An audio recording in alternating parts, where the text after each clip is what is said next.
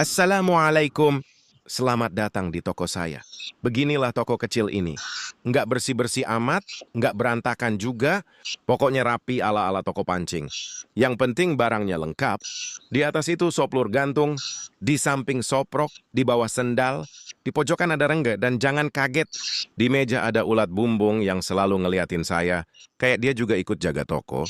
Setiap orang yang masuk selalu bingung, ini toko pancing atau toko sendal, Bang? Saya jawab, tenang. Dua-duanya ada, yang tidak ada cuman pembeli tetap. Hei, baru juga saya datang. Tas baru saya taruh. Rak malah belum sempat saya sentuh. Tiba-tiba datang segerombolan anak SD.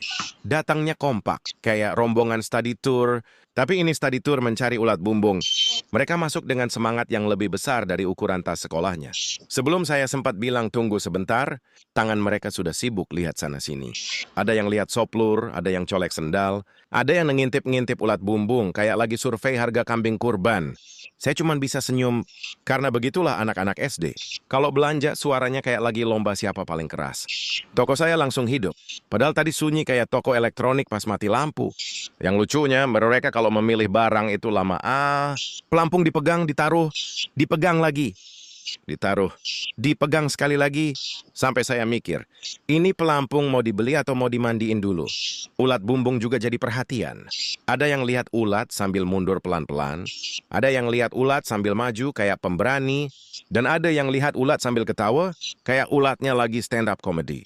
Sementara saya baru buka toko 3 menit, udah kayak diaudit anak-anak sekolah. Tapi saya senang karena suasananya langsung rame. Anak-anak ini kalau datang, toko jadi berisik tapi hatinya ikut ramai juga. Ada satu hal yang pasti. Kalau anak-anak SD sudah ketawa keras, berarti mereka mau beli. Atau cuma mau ketawa, dua-duanya sering terjadi. Dan akhirnya setelah memilih sekian lama, mereka keluar sambil membawa pancingan masa depan. Saya terlihat ulat bumbung tinggal separuh, pelampung berkurang, dan energi saya juga ikut hilang sedikit. Tapi nggak apa, begitulah toko ini. Belum rapi pun sudah diserbu.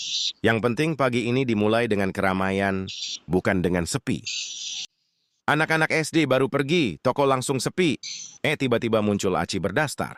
Jalan sambil manyun, terus buang sesuatu ke pojokan. Saya tanya, kenapa, Cil? Dia jawab sambil kesel, ini disikat tikus lagi.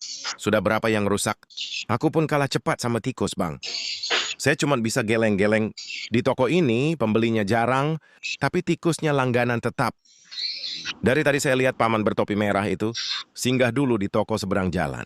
Tapi entah kenapa, perasaan saya kuat sekali. Kayaknya sebentar lagi dia ke toko saya juga. Dan benar saja, habis dari seberang, dia nengok sekilas, senyum sedikit, lalu langsung nyebrang pelan-pelan. Begitu masuk, dia bilang, "Bang, cari alat pancing lagi yang kemarin patah." Saya cuma bisa senyum. Ternyata feeling saya lebih tajam daripada kail pancing yang dia beli. Tak lama setelah paman pergi, tiba-tiba dari luar terdengar suara khas yang selalu bikin saya nengok. Win, Win. Saya langsung jawab, ya wah. Dan ternyata benar. Yang datang itu Uwa Bedu, Pak Tua yang suaranya kadang lebih keras daripada kipas toko saya. Dia masuk sambil senyum-senyum, terus bilang, Win, cari rengge pagar yang kemarin itu. Masih ada kan? Saya ambilkan sambil ngobrol santai. Wah, memang kalau datang, pasti ada cerita baru. Mulai dari mancing hujan, sampai gosip ikan yang kabur dari ember. Belum selesai cerita, tiba-tiba muncul temannya dari belakang, langsung nyambung obrolan kayak reuni kecil. Toko saya yang tadi sepi, mendadak jadi tempat nongkrong 2 orang sahabat lama. Sementara mereka cerita panjang lebar, saya siapkan rengge pagarnya. Pelan-pelan saya gulung, saya ikat, biar siap dibawa pulang.